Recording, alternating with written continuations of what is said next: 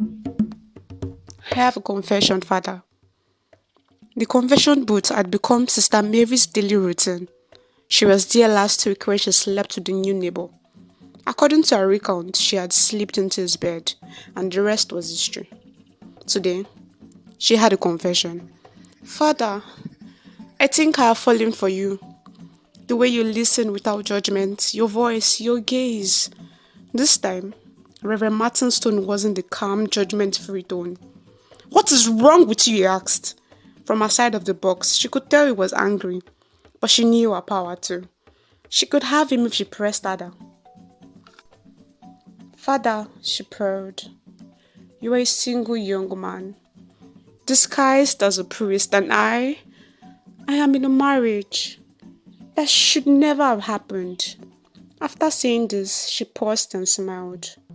This was the line that always got them, but not Reverend Martin's.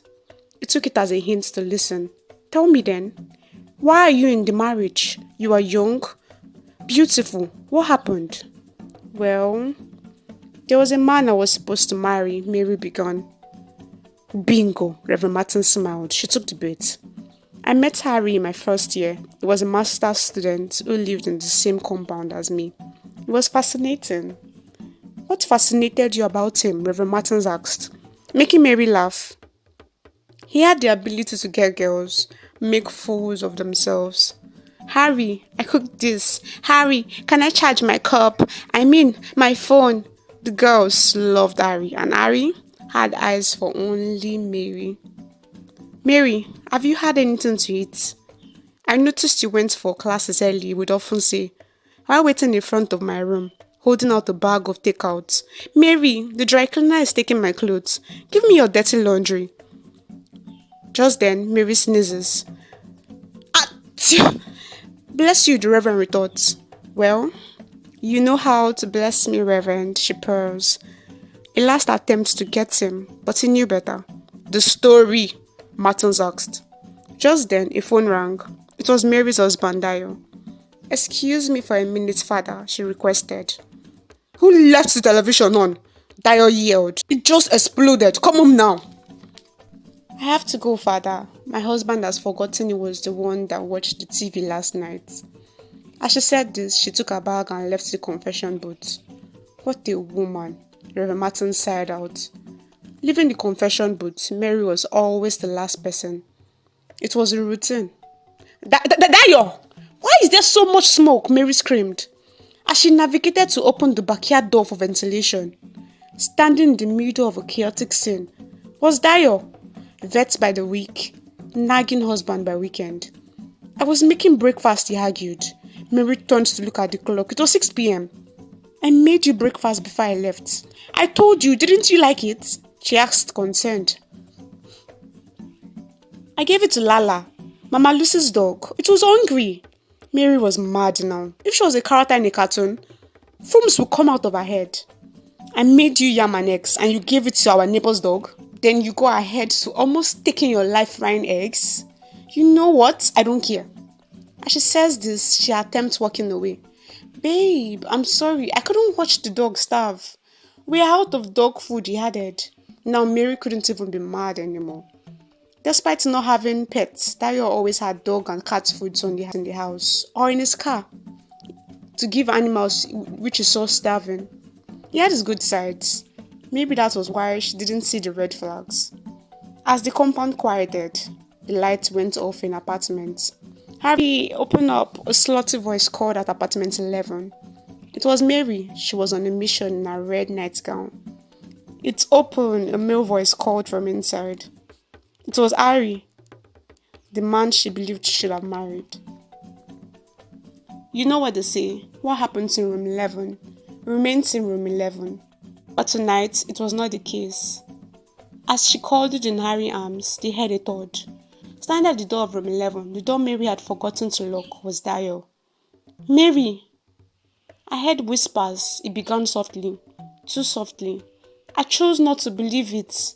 I know we have issues, but I thought they were not enough to step out of our marriage. Mary couldn't talk. Could she say, I shouldn't have married you? It's the devil. I slipped and fell. Dio left, not uttering another word. Isn't this what we wanted? Harry urged, with a smile, attempting to pull Mary into a hug. Not like this, Mary whispered.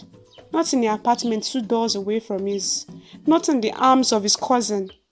The next day, seated in the church back row, her face covered with sunglasses and a black scarf, was Mary.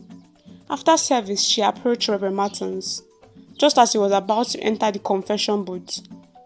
I have a confession, Father. It can't wait. Today, it wasn't Mary the flirty confessor. Reverend Martins saw a woman who needed God more than ever.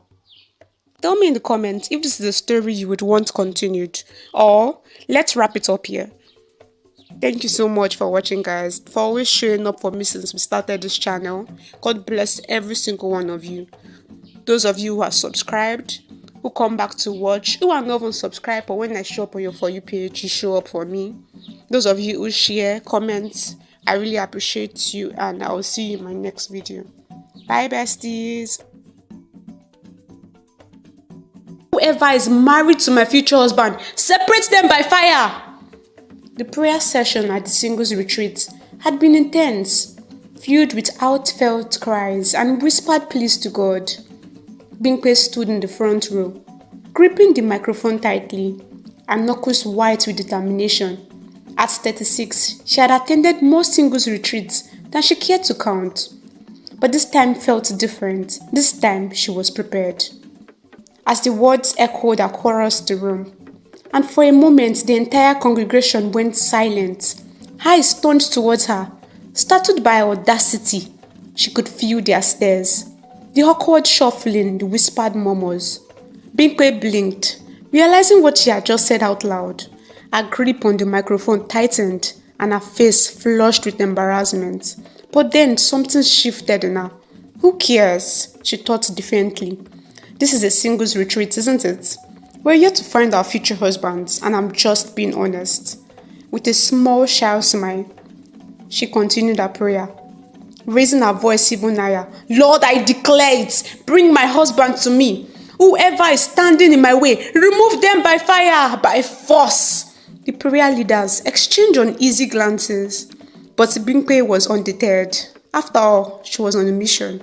That night, back in her small hotel room, Bimpe sat cross-legged on the bed, staring at her husband's material list. The paper was worn and crinkled, from years of revision and hopeful prayers. It wasn't your typical list filled with shallow requests like heights or handsome pictures, no. Bimpe had a more specific vision of the man she wanted. She reached for a pen and underlined a few of the traits on the list. 6 feet tall,